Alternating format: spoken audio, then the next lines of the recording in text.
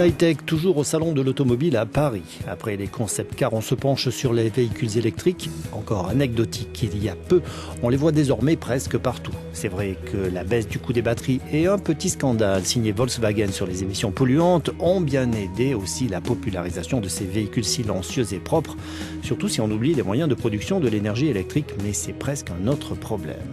Et on se retrouve sur le stand de Volkswagen justement, qui visiblement ne veut plus tricher.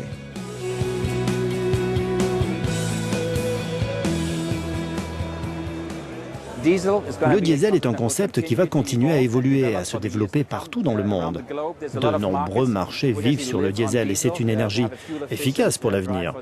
L'essence est un autre concept qui va lui aussi évoluer, mais encore, l'électrique, nous le pensons, sera au centre des changements à l'avenir. Cela va vraiment nous permettre de changer pas uniquement les consommateurs, mais l'idée de vie de nos consommateurs. Chez Opel, on a l'Ampera i qui doit arriver en Europe au printemps. Cette version européenne de la Chevrolet Bolt, elle-même la réponse de General Motors à l'aiguillon Tesla, annonce une autonomie théorique de 400 km.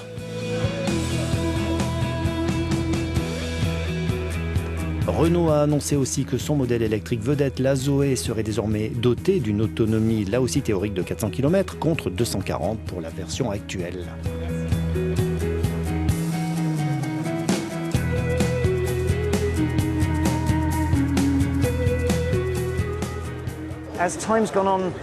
Avec le temps, alors que de plus en plus de personnes investissent là-dedans, on comprend que cela coûte moins cher à l'usage et parfois moins cher à l'achat et que l'on peut avoir des aides gouvernementales.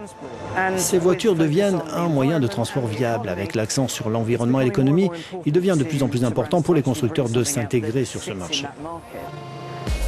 Tesla, après avoir pris le monde du haut de gamme à revers depuis 2012 avec sa coûteuse berline Model S offrant jusqu'à 500 km entre deux recharges, a enregistré plus de 370 000 précommandes pour sa plus petite Model 3 attendue fin 2017 avec 350 km d'autonomie.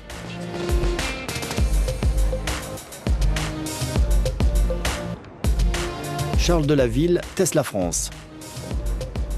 Nous avons un réseau de recharge ultra rapide, le réseau superchargeur, qui permet d'entreprendre des longs trajets dans un véhicule 100% électrique. Donc effectivement, nous proposons plus que des voitures en fait. C'est tout un écosystème que nous proposons à nos clients. Mais il est toujours plus long de recharger les batteries plutôt que de faire un plein d'essence. Et le Salon de Paris présente toujours plus de voitures thermiques que de véhicules électriques. Les premières ayant encore de belles journées devant elles, même en brûlant de l'énergie fossile. On parle même de coexistence. Il y aura toujours de l'espace pour les moteurs à combustion interne, que ce soit avec de nouveaux modèles ou avec des véhicules anciens. Nous verrons dans quelques années certaines des voitures qui nous entourent ici qui seront devenues des voitures de collection, ce qui est assez bizarre quand on y pense. Mais elles peuvent coexister. Voitures électriques, autonomes, thermiques, à boîte manuelle, elles peuvent toutes coexister. Il y aura de la place pour tout le monde sur la route. Un dernier chiffre, les ventes de véhicules électriques ont augmenté de 42% lors du premier trimestre de cette année en comparaison au premier trimestre 2015.